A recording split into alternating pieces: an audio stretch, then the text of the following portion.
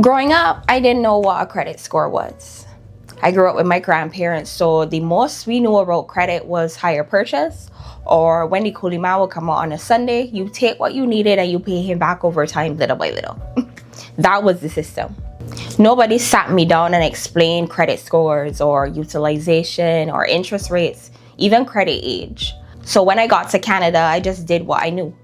I worked, I saved, and I paid for stuff when I had the money for them. And for a while, that felt fine, until I realized that the financial system here doesn't care how responsible you are if they can't see the history. When I landed in Canada, my credit score was 0. Not damaged, not low, just 0. It took me 12 years, one serious mistake, and a warning from a bank agent for me to fully understand how credit works in this country. This is the conversation I wish someone had with me from the beginning. So if you just landed, or you've been here a few years and still guessing, or you've been here for over a decade and you still don't fully understand or have been paying attention, stay with me. But before anything else, I do want to state this clearly. I am not a financial advisor. I am not giving you advice. I am just giving you my personal journey. And a part of that journey is understanding that credit is not free money. It is a tool. And like any other tool, it requires a level of discipline and intentionality that not everyone is ready for. And that is okay to acknowledge. Because as useful as credit is when you manage it well, it is equally damaging when you don't. I'm not telling you to pick up money just because it's available. And I'm not telling you to carry balances that you cannot repay. Do not use what you cannot pay back. The hurt that comes from mismanaging credit is far greater and long-lasting than any benefit it could have offered you. I say that first because everything else I'm about to tell you only works if you understand that. The first thing you need to understand is this. Your credit history from back home does not exist here. It does not matter how responsible you were. It does not matter if you paid your bills in full every month. Canada does not know you, and you are starting from 0. Most people find this out 2 years in, when they go to do something that actually requires credit and realize there's nothing there to pull from. I found out the way most of us do. Someone mentioned a credit score in passing, and then I realized I had no idea what mine was, or if I even have one. So I went to the bank, and I believe I had opened up a newcomer's bank account. Most of the major banks offer this. And I believe they also offer no fees for the first year. With that, I also got a starter credit card with a $500 limit. And this was something that I didn't even want. I got the card and I just put it away.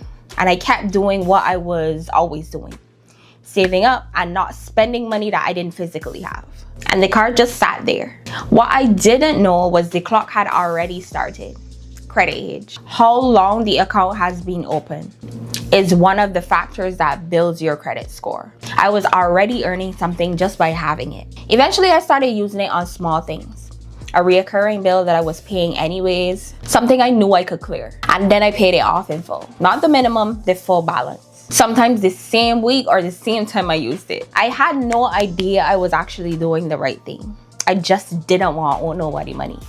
But that one habit was quietly building something in the background. That card is now 12 years old and it's my oldest account and is one of the most valuable things on my credit profile. Not because of the limit itself, but because of the age. Do not close your oldest credit card, even if you never use it. I want to share something that I cannot take back, because I think this is one of the most common mistakes that people make, especially when you are one of the people in your circle that could be utilized. I signed my name for someone else's credit. Someone in my life had needed something and I ended up signing my name for it because their credit wasn't fully there. Eventually, they stopped paying and I was left with a balance that I did not plan for attached to my name. I had disputed it, I had fought, made every single call, and it still ended up going to collections. Collections does not care about your story. It only sees that your name is on the account. Around that same time, I decided that I was going to get another credit card to manage the situation. And when I went, the agent that saw me actually said, "Your credit score is perfect. Do not mess this up."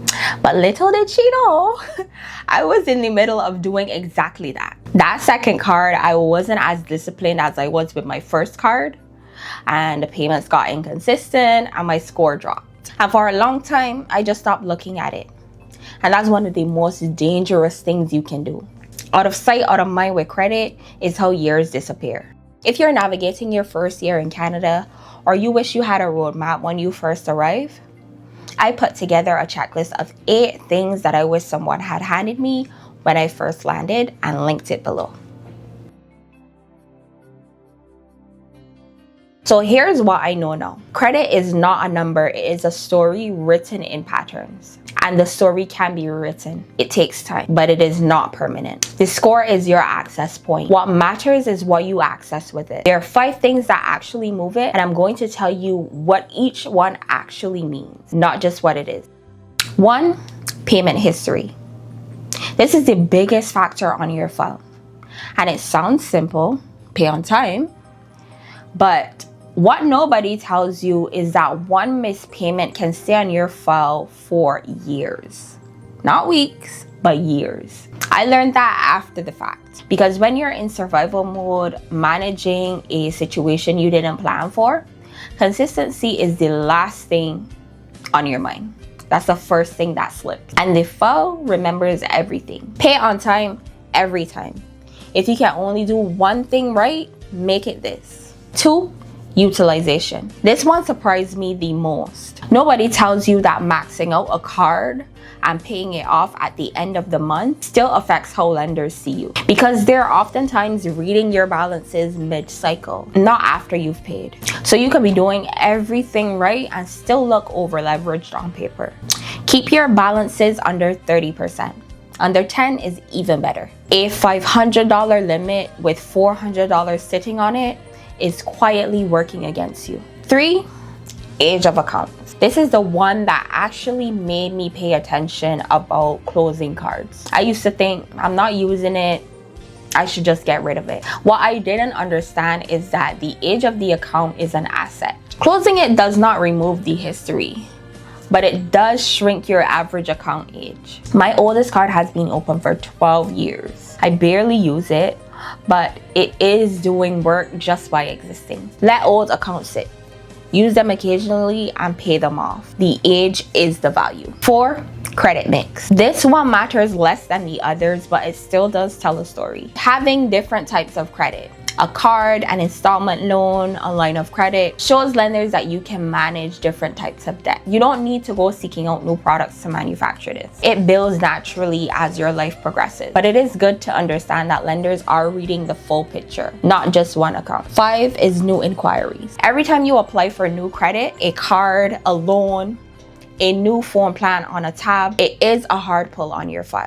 1 or 2 is fine, but when I was trying to manage the collections situation, I was looking for solutions in all the wrong directions. Multiple applications in a short window is a signal to lenders that something is wrong. Be intentional about when and why you apply. Do not apply just because an offer showed up in your email. I went from a ding score in the middle of everything to now sitting at a really good credit score. And not because I did anything complicated, but because I got consistent and I stopped ignoring it. I started treating my credit as an infrastructure and not an afterthought. Credit is not the goal. It's what makes the next move possible. The home, the business, the financial ease you came here to build. Nobody explained that to me. I had to learn it through time and mistakes that cost me. You don't have to. So start the clock, open the account, get the card. Use it for one thing that you were going to pay for anyways, and pay it in full. And do not sign your name for anyone else's credit, no matter how much you may love them. If this video found you at the right time, you already know what to do next.